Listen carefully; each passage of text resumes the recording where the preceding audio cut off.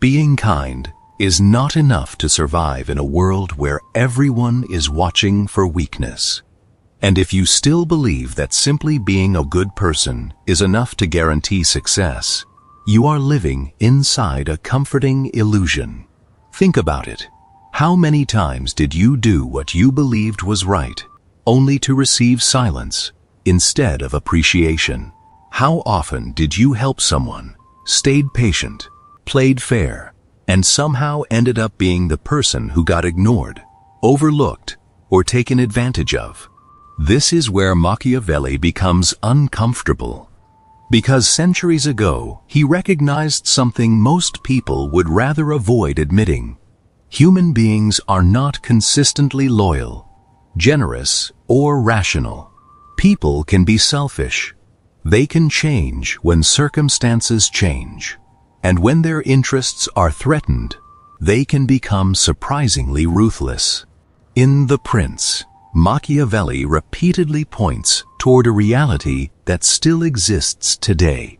Virtue without judgment can become a weakness, and kindness without strategy can become a trap. So ask yourself honestly, how many times have you walked directly into that trap? Look at people who have reached extraordinary levels of success. Study entrepreneurs, political leaders, executives, artists, and people who somehow seem to command attention wherever they go. Do you really think they reached the top simply because they had good intentions? Of course not. Many of them understood something most people never learn. Being good and knowing how to protect yourself are two completely different skills. They understood how to move when nobody was watching. They understood when morality should guide their actions, and when revealing every intention would only make them easier to control. Because there is a difference between being a good person and becoming an easy target. And that difference matters. You assume everyone around you is playing by the same rules you are. They aren't. The world is filled with incentives, competition, opportunities, hidden agendas, and people willing to take whatever you leave unprotected. Machiavelli offers another way of looking at this. He doesn't tell you to become evil. He tells you to stop being naive. Learn to recognize when someone deserves your trust and when they deserve your caution. Learn to understand why people spend money, why they chase status, why they make emotional decisions, and why they sometimes betray principles the moment those principles become inconvenient. This is where money and power begin to overlap, because financial decisions are rarely just about numbers. People don't spend money according to logic alone. They spend because they want approval. They buy because they want status. They invest because they are afraid of missing out. They hold onto bad decisions because admitting failure hurts their ego. Understanding human behavior gives you an advantage long before you ever understand a spreadsheet. Machiavelli famously argued that if you cannot be both loved and feared, being feared can be safer than depending entirely on affection. Now look at your own life. Which one have you been trying to become? The person everyone likes? The person nobody wants to criticize? The harmless one? The agreeable one? Maybe you chose acceptance because it felt safer, but what did that choice actually give you? Respect? Influence? Power? Or simply the reputation of being someone people can push around without consequences? There is a difference between kindness and weakness. Weakness doesn't create genuine respect. It creates opportunity for someone else. And don't misunderstand me. I'm not telling you to stop being a good person. I'm telling you to become a good person who cannot easily be exploited. That distinction changes everything. The world does not automatically reward the person with the purest intentions.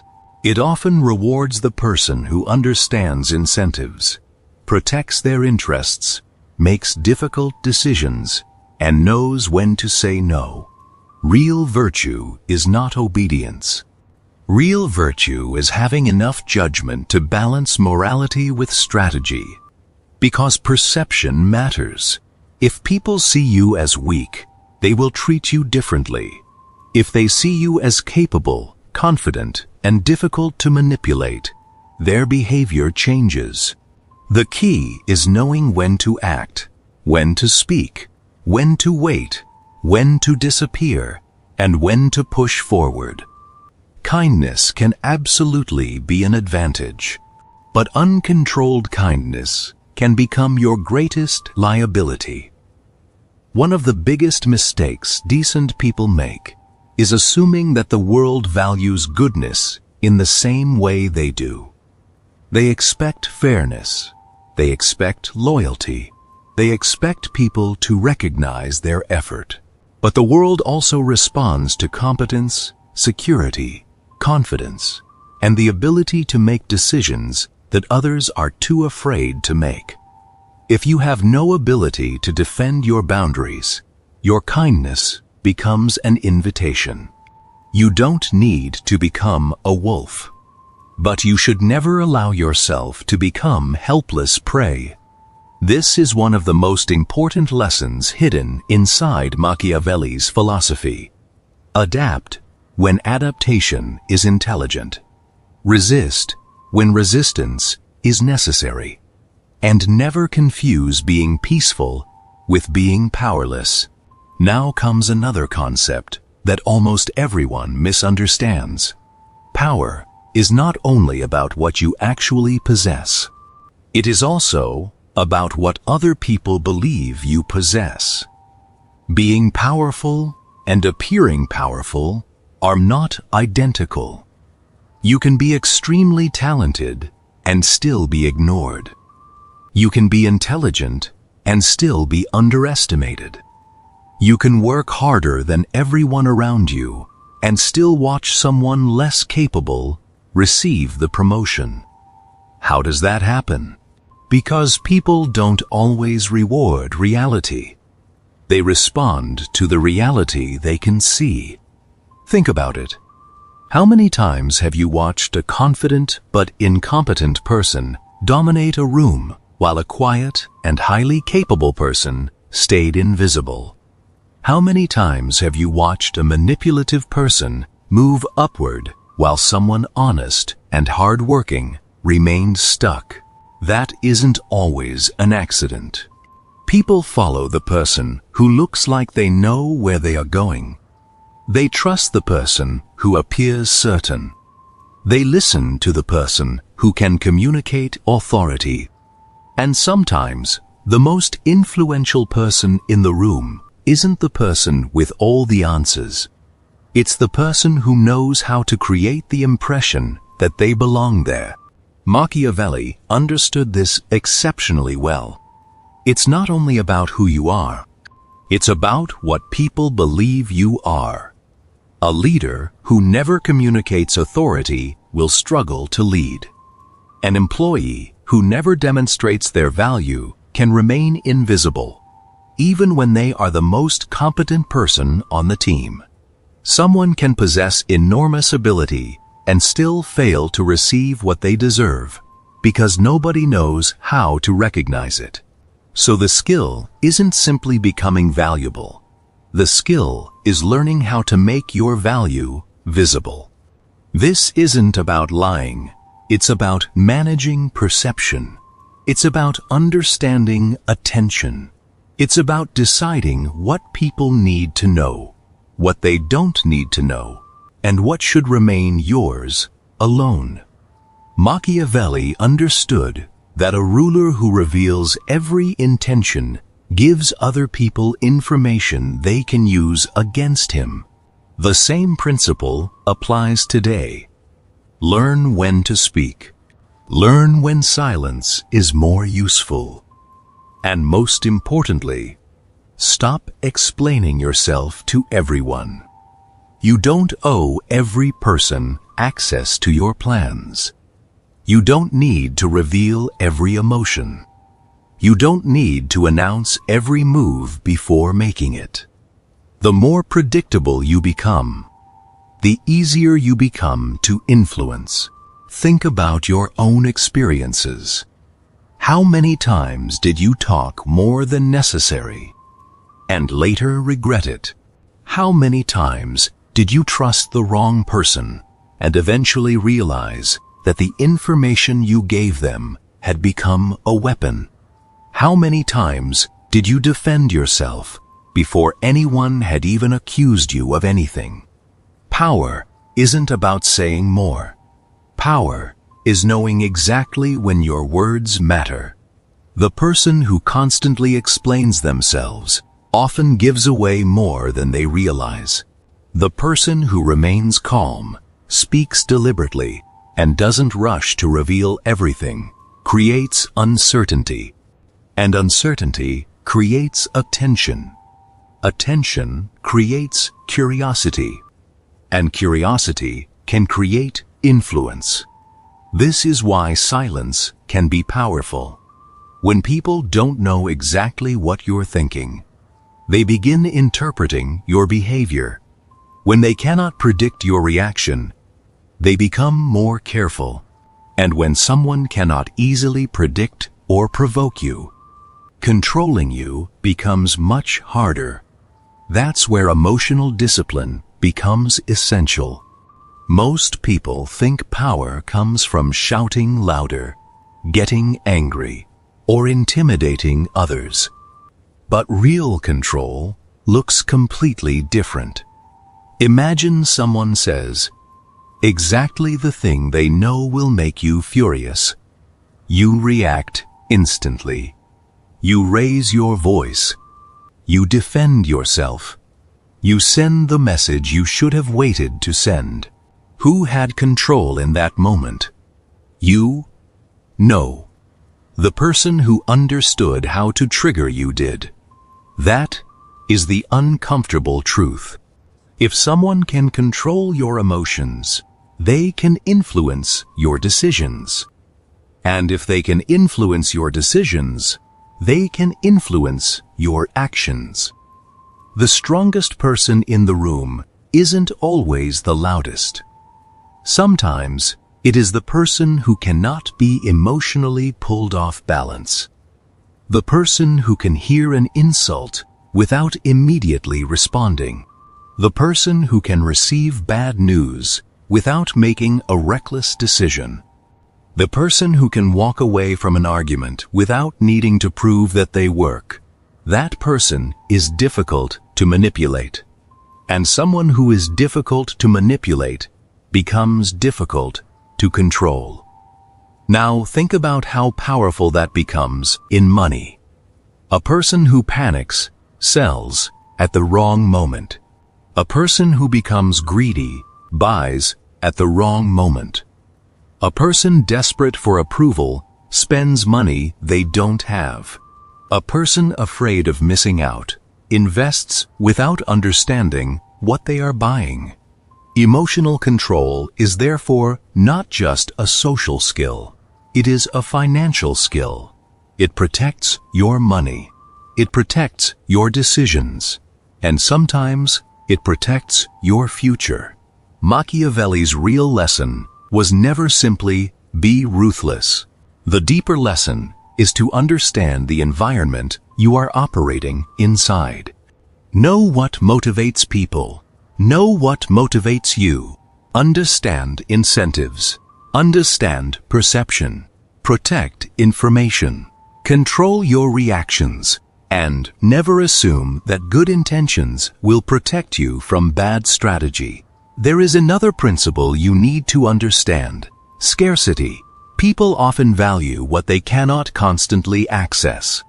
If you are available every second, answer every message immediately, solve every problem, and constantly give your energy away, people eventually stop noticing the value of what you provide. It becomes normal, and what becomes normal often becomes undervalued.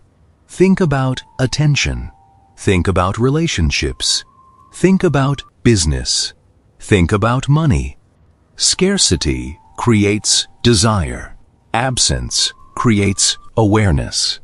Distance can create perspective.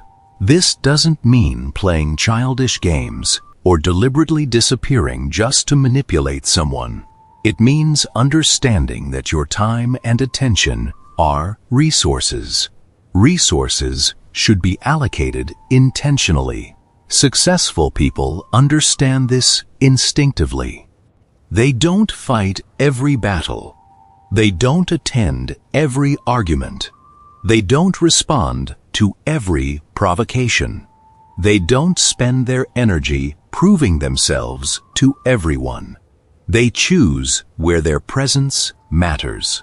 And when they appear, people notice. Look at influential figures throughout history. The most powerful players were rarely involved in every conflict. They waited. They observed. They entered when the moment actually mattered. And because their presence was selective, it carried more weight. This leads to another crucial form of power: emotional control. A person who cannot regulate anger, fear, jealousy, excitement, or insecurity becomes predictable. And predictable people are easier to manipulate. Think about the last time someone made you angry. Did you respond immediately? Did you say something you later wished you hadn't? Did you make a decision while your emotions were still running high? If so, understand what happened. Your opponent didn't necessarily defeat you with intelligence. They may have simply pushed the right emotional button. That is why the ability to remain calm under pressure is so valuable. In negotiations, the calm person often sees what the emotional person misses. In business, the disciplined person avoids decisions driven by panic.